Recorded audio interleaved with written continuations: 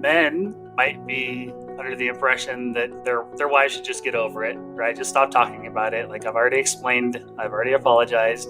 Why do you keep bringing this up? Move on. Right? And sometimes there's even religious messages that can be put on betrayed partners. They're like, you should forgive and forget. And that's not how trauma works.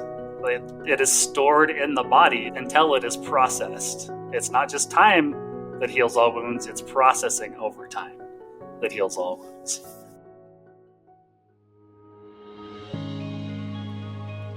Hey friends, welcome to the Betrayal Recovery Transformation Podcast, where we talk about all things betrayal, all things recovery, and all things transformation. I am your host, Chris Rocha, here with my beach chair bestie, Jen Howie. How are you, Jen? You say beach chair bestie as if we've gone to a ton of beaches together. I know, right? That's weird. We've only gone to one.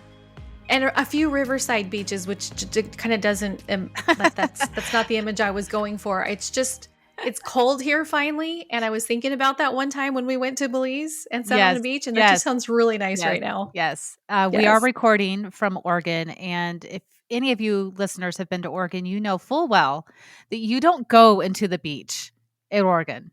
You just don't. That's not a thing you do. So, well, today's guest is also from Oregon, and oddly enough, lives, I don't know, maybe half a mile from my house. And we discovered this as he and I were taking some continuing education with Carol Jergensen Sheets material, the Help Her Heal. And in this class, it was a class on Help Them Heal, and often referred to as IRCM.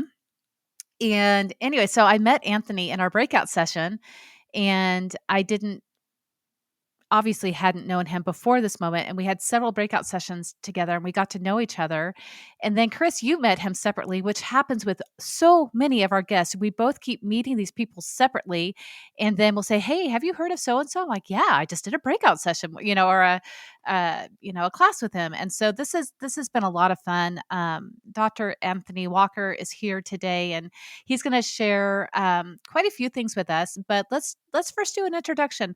Hi. I call you Anthony. What do you prefer? Do you prefer Dr. Walker? It's great. Okay. Former students refer me by Dr. Walker. So okay, that sounds good. So Anthony, you are here in Bend, Oregon, with me. We have never crossed paths, as far as I know, but here we are on the podcast together. Tell us a little bit about yourself. Do you have a family? Tell us a little bit about what you do and some of your credentials. Yeah. So I do have a family, so happily married. I have one beautiful, talented, smart wife who keeps me on the straight and narrow. She's very organized, and I benefit greatly from that. And I have a 15-year-old daughter, super athletic, very sweet, very kind, and I just get proud papa feelings just watching her compete. She's awesome at everything she does. So I have a doctorate in human development and family science from the University of Texas. So that was hot and fun. But Austin is very similar to Bend, and kind of there's a lot going on there. And so I spent 8 years as a professor at Indiana State University. So teaching undergraduates in that program and mentoring them and doing research. And that was lots of fun. The mentoring was my favorite part. But after COVID, we were like, everybody's in the Pacific Northwest and we're tired of being like so far isolated. And so we decided to we prayed about it and decided, okay, we're going to up and move, and we're back. And I actually graduated from Pendleton High School, and my wife's from Oregon as well. So I've been here before and really got into life coaching about 3 years ago. Went through my own recovery program and got into that as a mentor, and then got trained as a life coach, and then was part of various companies. And one of them said, hey, you need to go to ABSATs and get ABSATs training. And I was like, I don't know what that is, but I guess I'm going to go do that.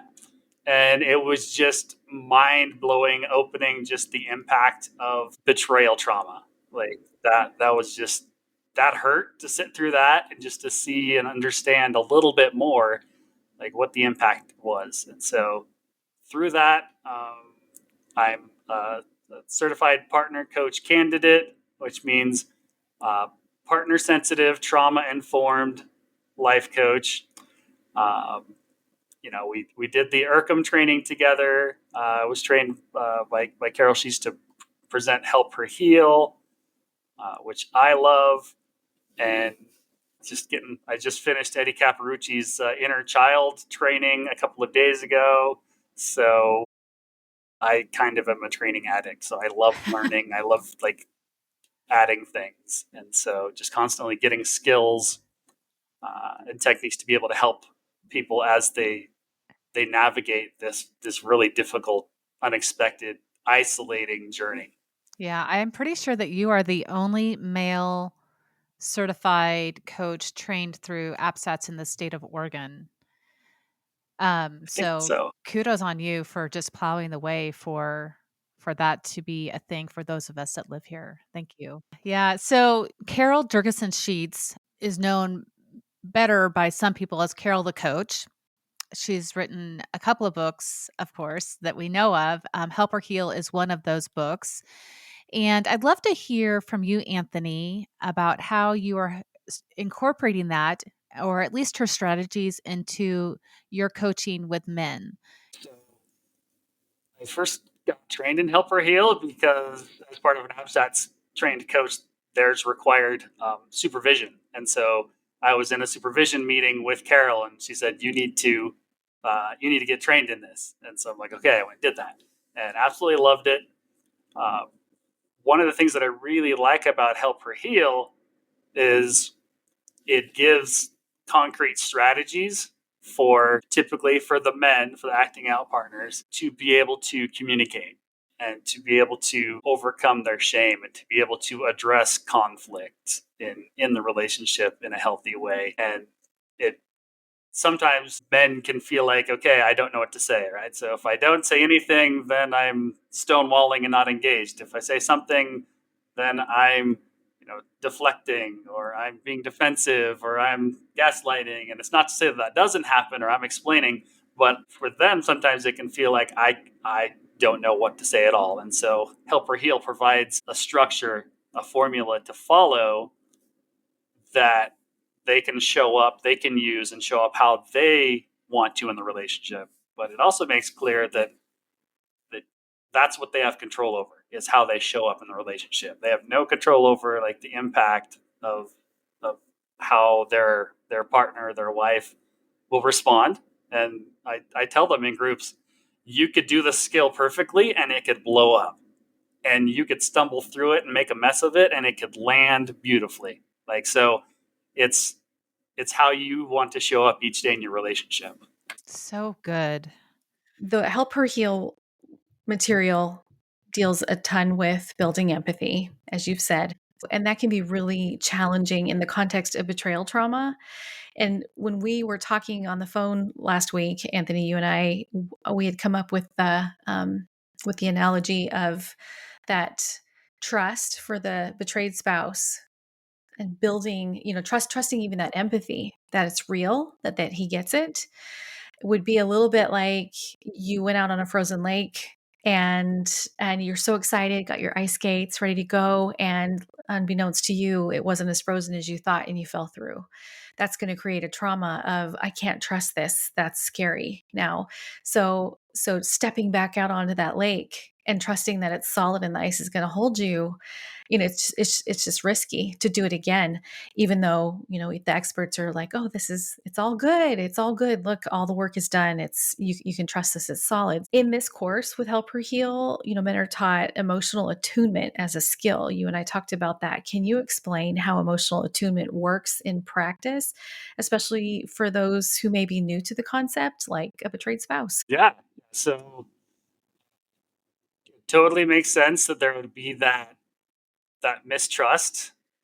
And Carol even talks about the the term foreboding joy. So where that's where if you maybe see some different behaviors in your spouse, and you may challenge that or not believe that, like, I'm not going out on that ice, right? Even if you say it looks safe, like, I'm not going out. And we tell the men to expect that, and we help build them up to be able to continue forward. The emotional attunement is a challenge for them in that they have to become emotionally attuned to themselves, recognize and give empathy to themselves, in order to better do that for their wives. And so we help them in the program work through and stay out of shame and not be conflict avoidant. And part of that is recognizing and saying to themselves, not to their spouses, whatever reaction or trigger is going on, like, that's 10% in the present and 90% in the past. And that's like saying to them, that's not who I am anymore. Right. So I'm a different person, and sort of detaching the emotional reaction from who they are as a person. And when they see, so we want them to engage, I tell them to be firemen, right? So instead of running away from the fire, like, you lit that fire. So you were an arsonist to start. So you need to put on your gear, right? Protective gear, stay out of shame, stay out of defensiveness, and go towards your wife when she is feeling however she's feeling, and sit with her in that fire and hold her in that fire until it's burned down. And you may need to, like, okay, now I'm done. I need to go fix my gear and patch it up, and then do it again over and over and over again. And so one of the skills that they learn in Help or Heal is AVR. So acknowledge, validate, and reassure. And so we teach them to pay attention. One, right? So what's going on with her? Acknowledge the feelings. Acknowledge, is she triggered? Is she not? What's going on? And actually verbalize that. So I see that you are feeling this way, or asking, are you triggered? Are you feeling a certain way? Which is their body screaming, no, danger, stay away. And I said, you got to be the fireman. You got to go into the fire, and then validate that. So don't say, I understand that, like, they're that, like, I said, that'll get you in trouble. Put an X through that. Don't ever say I understand, because you're never going to fully get it. But Yes. your responsibility is to do your best to get it as much as you possibly can. So the validation is, it makes sense that you would feel afraid, or that you would feel triggered, or that you would feel angry, and connecting that verbally because of the acting out behavior that I did in the past.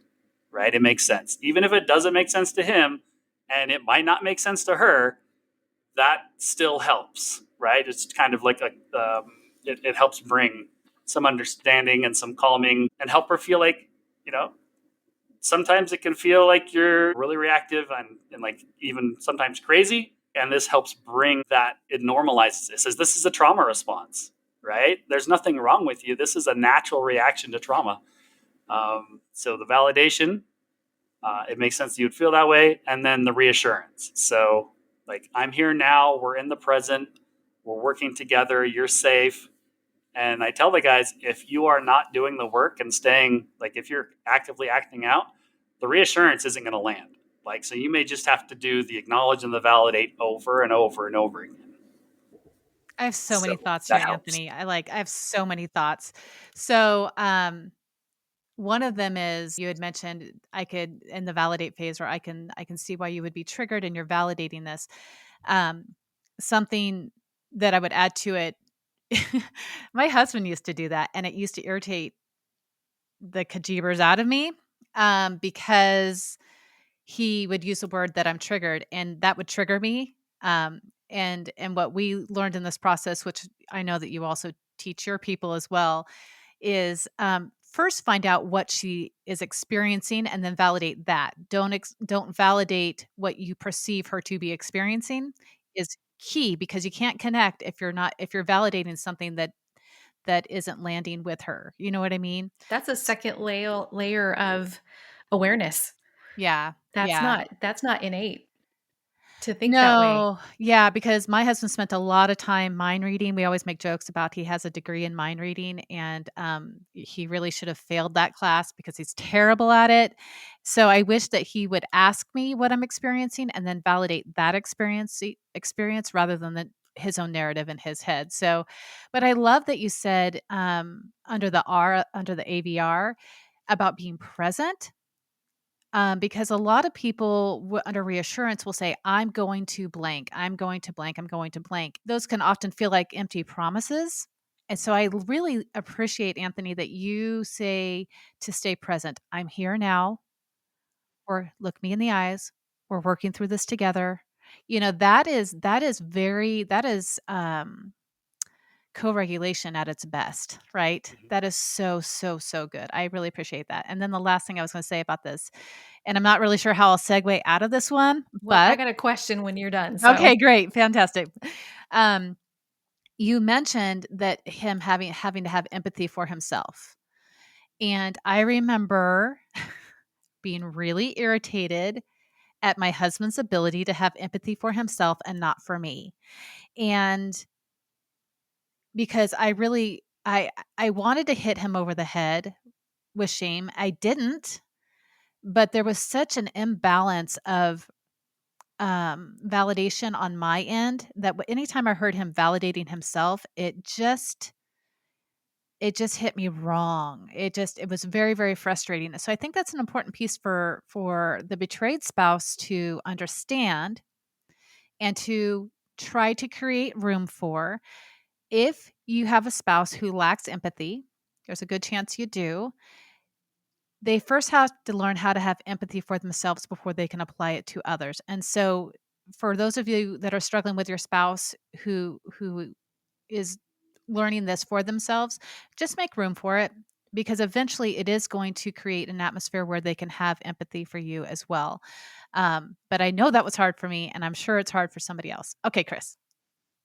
well, just as you were talking about the validate part, I'm just wanting to make sure I understand this clearly. So, with the emotional attunement skill that you teach men in this program, okay, as I'm imagining it, if the struggling spouse can learn to emotionally attune to his partner, emotional attunement leads to empathy, correct? It's a tool that will lead to greater empathy, in which case then I would think that as the betrayed spouse, if my husband is more emotionally attuned to me, and he's now able to wrap his mind and heart around real empathy, then I'm going to feel less alone. I'm gonna feel like he's with me and he's now kind of partnering with me in my experience, and that's gonna make, instead of him pushing me out onto that frozen lake, to bring that metaphor back, he's now locking arms with me and walking out there with me and saying, "Hey, I believe this is safe now, but we're gonna find out together, and if you go down, I'm going down with you. You're not alone in this." Accurate description? Okay. Absolutely. Yeah. So you're in it together, and so that's part of what I talk about, guys. Is it's not you guys are you're on the same team, right? And so what you want to do is with this, you want to join with your partner against the pain, against the trauma, um, instead of like being in conflict against one another. And so if you can join together against that, that will strengthen your couple relationship. It will make it so like she doesn't feel so alone. Like he gets it a little bit. Yeah, and that's a lot. That little bit is a lot. It could be Yeah. so impactful just to feel like he gets it a little bit.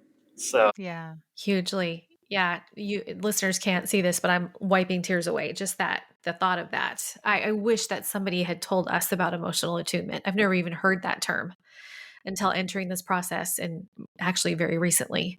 So that I love that concept. That's what women want. That's what men want who have been through betrayal. They want their partner to be able to attune with them, and to, it almost takes away that vengeance piece of, I want him to hurt like I'm hurting.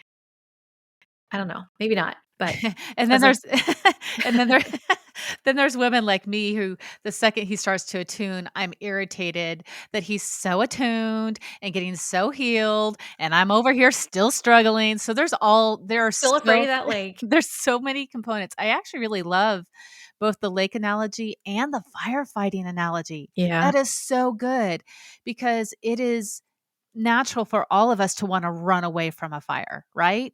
That is a natural instinct that we all have for survival. And so it helps create this picture that, all right, husband or spouse who did these things, I can see why you want to run away, but listen, there is a fire to put out, and start to ignite some of those protective vasopressin type of chemicals in someone to move towards protecting even the very person that they hurt. um I don't know, Anthony, if you came up with a you are an arsonist uh scenario there, but holy smokes, that is so good. So being that many of our spouses are arsonists, and there is a fire taking place and there is this instinct to run away, and you're trying to teach men to move toward their spouse in these moments. Tell us a little bit about some of the key misconceptions that men might have about betrayal to help them put on that gear and move towards that Yeah, fire. so men might be under the impression that their wives should just get over it, right? Just stop talking about it. Like, I've already explained, I've already apologized. Why do you keep bringing this up? Move on.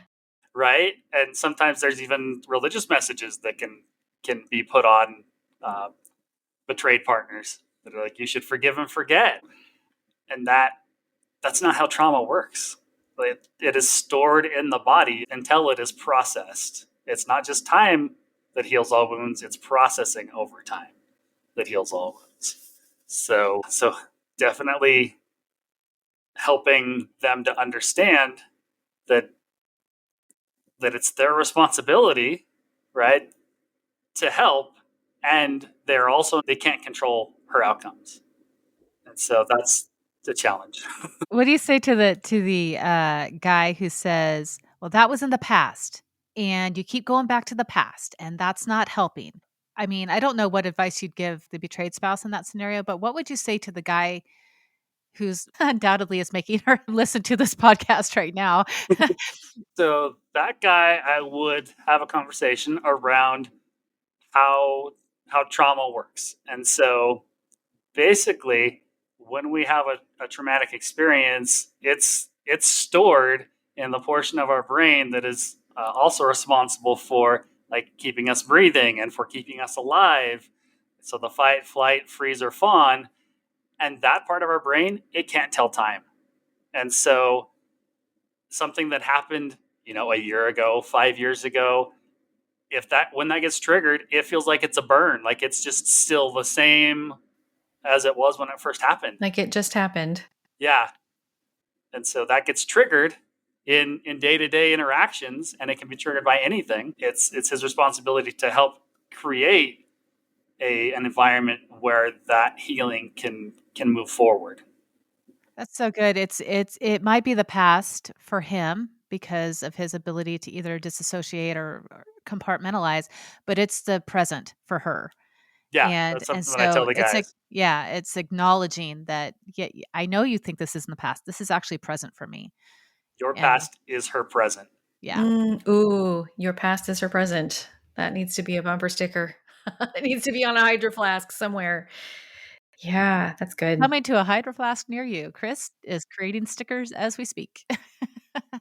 Powerful. Yeah. Um, okay, so in I'm still trying to absorb. Seriously, it's like I'm listening to this conversation and I am reimagining or reprocessing D-Day and the weeks that followed with this new information, and what a difference it would have made. In fact, I'm almost thinking, Jen, we need to go back to episode 1, to our survival guide, and maybe add an addendum there, like, hey, here's a We'll just do an updated one. yes, Survival here's Guide 2.0. yes. Oh, I love Yeah. that. Done. Yeah, like here's a few more things. Find someone that can teach you about emotional attunement.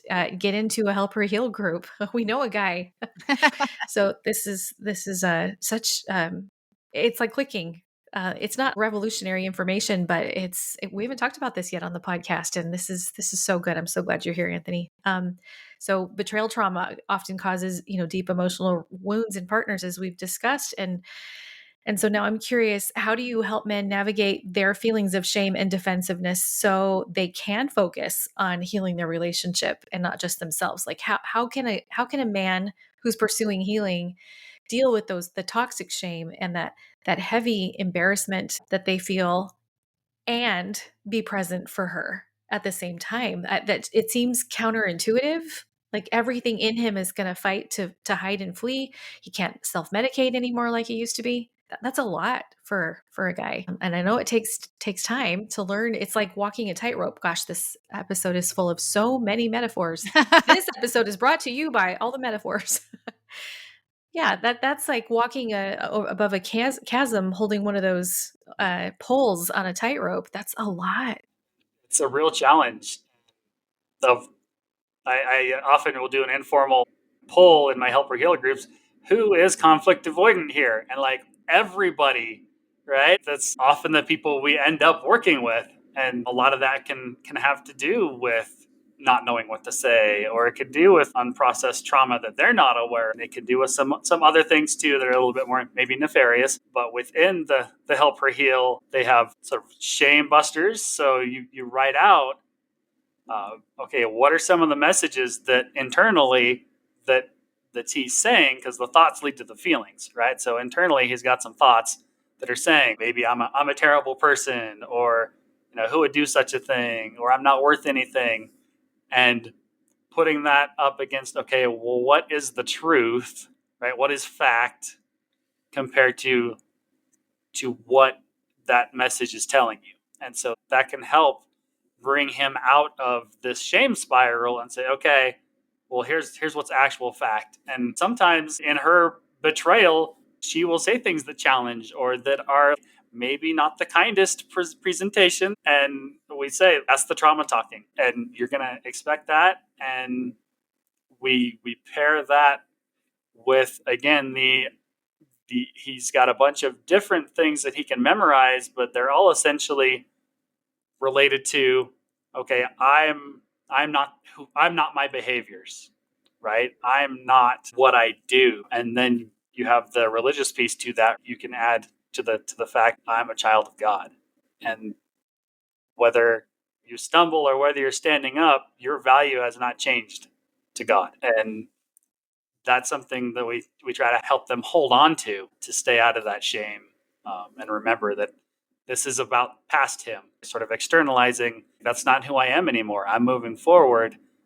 And so all of these reactions, he doesn't have to necessarily take on internally, but he does have to take it on in joining with her against the pain. Yeah. And so I think it's probably a reasonable expectation then for women to understand this is why we say pursue your own healing. I like that you said detach from the outcomes. As the betrayed spouse, we have to detach from the struggling spouse's outcome and vice versa, because in the beginning, we just have to take it upon ourselves to stabilize. We can't depend on our spouses to fix it for us. And it's going to take time for him to get out of that shame and to learn how to handle conflict and handle facing the situation. And it's going to take time for her to be able to make space for that. But it's something that we can't expect in the beginning. This is why we all talk about gathering community and how important that is, because it's like both people are burned in that fire, and we gotta take care of ourselves first before we can reach out and even help our spouse through the situation. So reasonable expectations.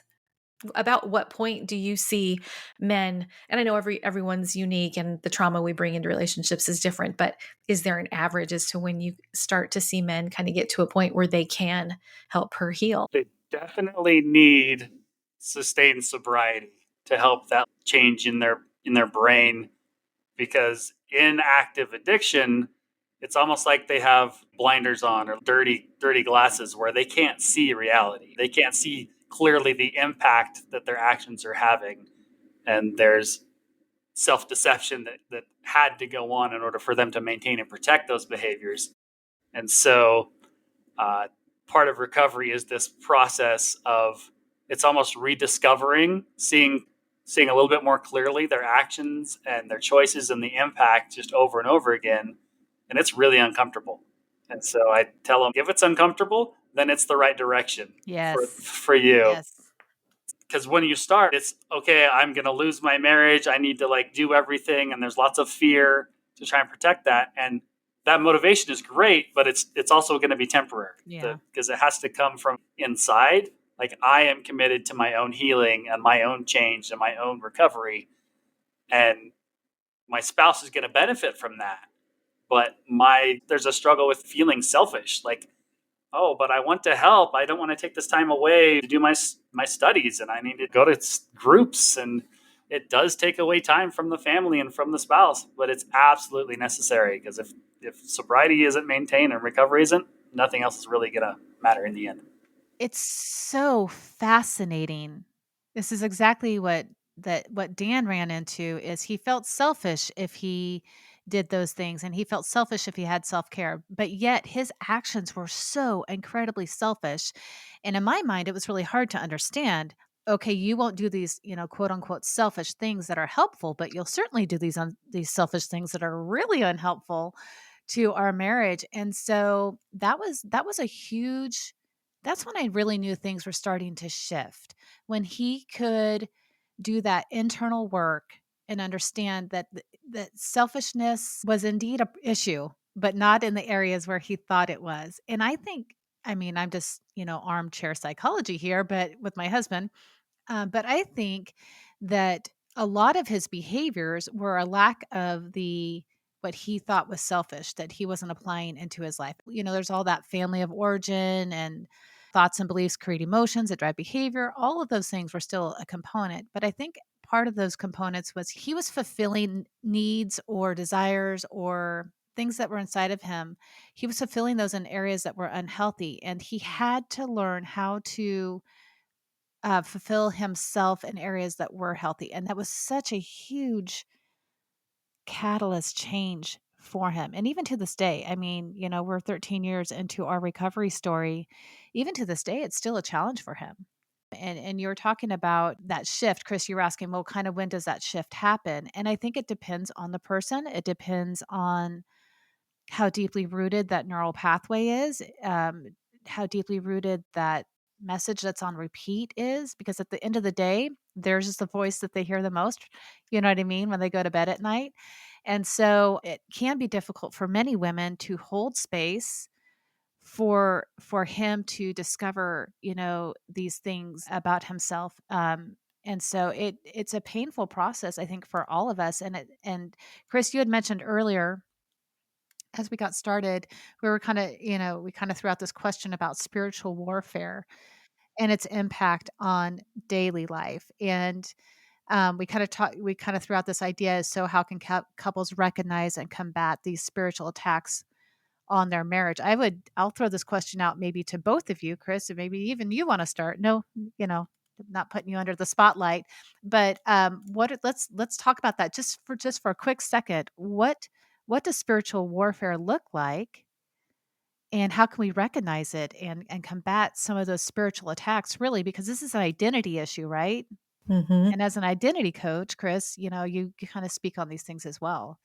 It's the therapy and theology piece when we're healing that there's a partnership there as husband and wife that is ordained. It's our birthright in the Lord. It's a covenant relationship that we're in, etc. So I would say that, he's my husband, but he's also my brother in Christ. He's more than just my husband to me. And so I think that it's important for us to recognize that, yeah, we need to deal with shame, and we need to understand the brain science. We need to understand what's happening when we're triggered and how to talk ourselves off the ledge. There are tools for that are very practical and real. But there's also a spiritual component that we are, what was God's intention for marriage, and that we are a living parable, living example of God and his church and the bride of Christ. I think it's important for us to be able to discern what is as practical, what is physical, what's happening to us that therapy can cover, and then where is that spiritual component coming in? Because if Satan can destroy the marriage, if he can destroy the family, then he's winning.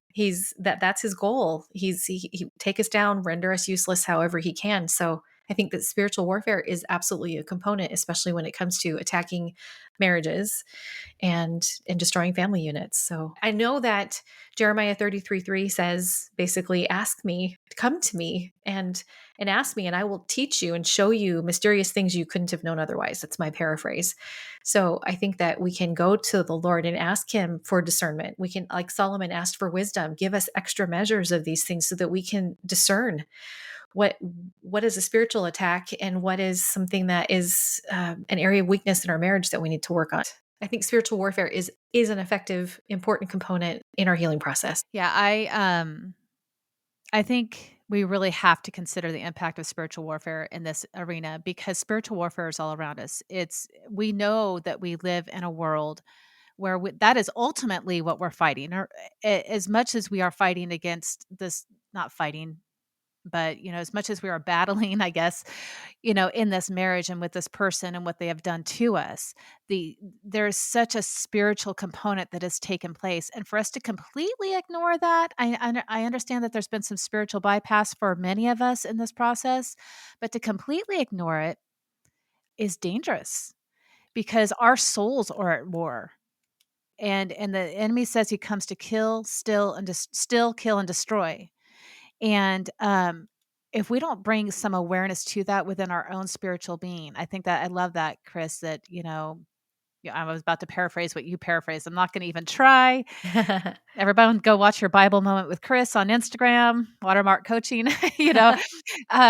They're wonderful. She does a really great job on understanding the Bible. But to really remove the spiritual aspect out of this, I fully believe makes our healing relatively incomplete because I know full well when I am in that place where I am in touch with the Holy Spirit, where I am in the Word, my husband's actions and slowness in healing does not impact me even remotely the same. But I will say that you have to get out of that trauma phase sometimes to even access some of that. I'm not saying wait till you're out of your limbic system or out of trauma to address spiritual things. I'm just saying that with the process, as long as it takes, the spiritual aspect is a ongoing thing that we are going to have from this on this side of heaven for the rest of our lives. So to not just completely ignore it and understand that that there is a bigger war going on, and it is the war for our soul, for our heart, for our mind. So just want to throw that out there because I ignored it, and I honestly almost walked away from my faith completely in this process. And having been through that now and having coming back to Jesus and having coming back to understand who Jesus is and how amazing he is because he provides all those things I wish my husband had. If I had had that concept and understood that concept earlier on, I probably wouldn't have had to relive a lot of the things that I did as my husband was walking out his journey. I just did not have capacity for my husband's journey because I did not understand the spiritual warfare aspect of all of this. So speaking to more the men's perspective or experience, having ideas that pop in your head that aren't according to your values, that didn't come from you, that didn't come from God. Taking on self-blame or shame around that's not necessarily yours. Now, what you do with that thought, that's what you have responsibility for. And so address that. And then kind of along the same lines of speaking to identity, I mean, that's how Satan attacked Christ in trying Yes. to get him to deny his identity.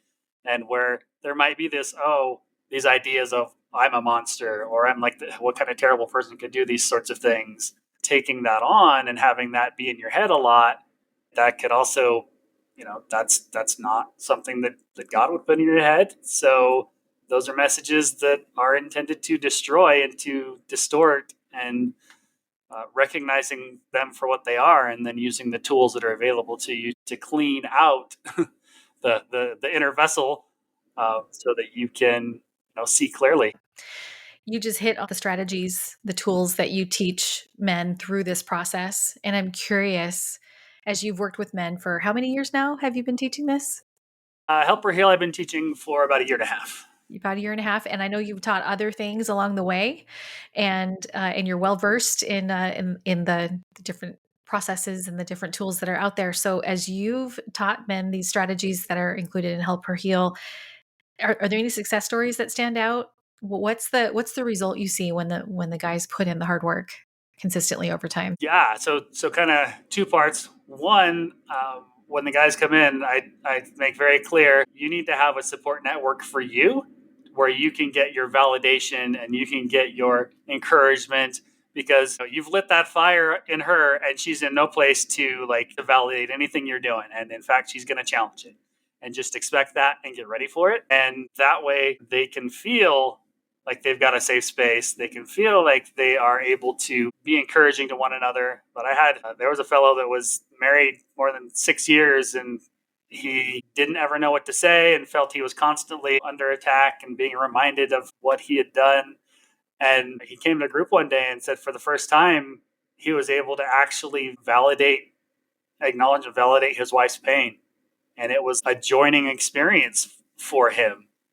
And that's so powerful in the daily struggle, to have him be able to know, oh, I can do something, I can say something that makes the pattern a little different, and for her to feel okay a little tiny bit. And another one where he had for the first time been able to again acknowledge and validate, and his wife said, there's nothing I can say to criticize that. That was exactly how I was feeling, and it landed. And these were guys that would come in week to week really down and really discouraged, and they've been doing this for years, and they finally got a win, and there was such hope and celebration in the group.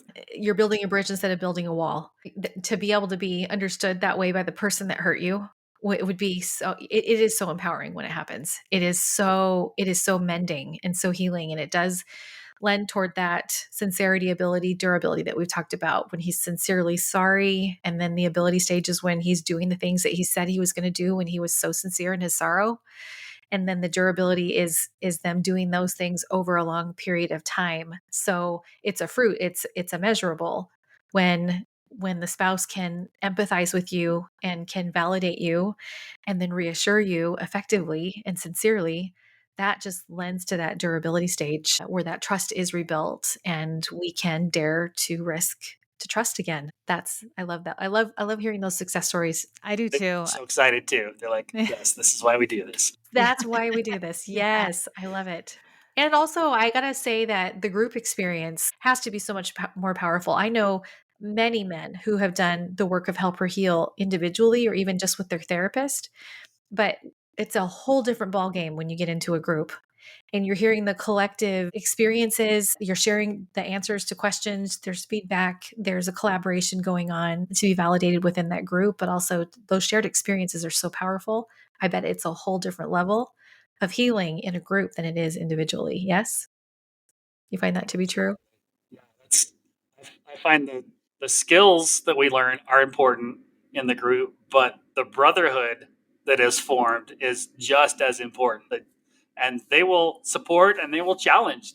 Like when it's like, okay, I don't know if I can do this anymore. Yeah, keep going. This works. This is what you got to do. And so they lift one another up. So Beautiful. it's so fun to see. So, for the men who are listening who might be resistant to engaging in this process, what advice or encouragement do you have for them for overcoming that resistance and really stepping into this really, really important healing Yeah. work? Like what Chris was saying, I've spoken with and worked with guys that, okay, yeah, I bought the book and didn't read it, or I bought it and I just kind of like filled out some of the stuff real quick. And there's power in a group. There's power in accountability to the group, because we have check-ins and we have homework, and we see like how did applying the skills work in this week. Power in not feeling like you're alone in your journey. And it's so encouraging and hope infusing to be able to know and recognize that there's other people in similar situations, and we're we're making progress, and having a class to show up to and a financial investment helps for the guys to be like, okay, I've invested in this. I need to make time for it. And they do. And if they're not doing it in a group setting, a lot of that's missing. Where can people find you to, I was just about to say, so, women who listen to our podcast can send this to their husband so they can rush over to the website and sign up for one of your classes. Where do people find you? A couple of places. So I can be found at coachanthonywalker.com. I also can be found at intensivehope.com in the coaching section of that. And the absats.org has a directory where I benefit from having an A at the front of my name. So I'm at the top, near the top of the list. That That's is all. a benefit. I'm changing my name. I Right? went from a maiden name of Adams to Rocha. So I lost my place in line. Dang it. Right? Thank you, Anthony. This has been such a great conversation, such a good organic one, and we've needed this. I'm excited for this information to get out there. And I guess in closing, my final question for you is: what would you say to the woman who? And we talked about this pre-roll a little bit, but what would you say to the woman who's like, "Oh my gosh, I'm going to buy this workbook on Amazon, and I'm going to sign my husband up and send him to this"? What would you say to that woman? How could she present this new information she might be hearing that she thinks might help their marriage heal? So have him listen to the podcast. Like sometimes that's an easier in, so he can get it on his own. And then you can invite. Sometimes if people are forced to do stuff, then it's less impactful. There's tools in here that are going to help him to be able to communicate and to be able to work through conflict and to be able to connect with her and join with her.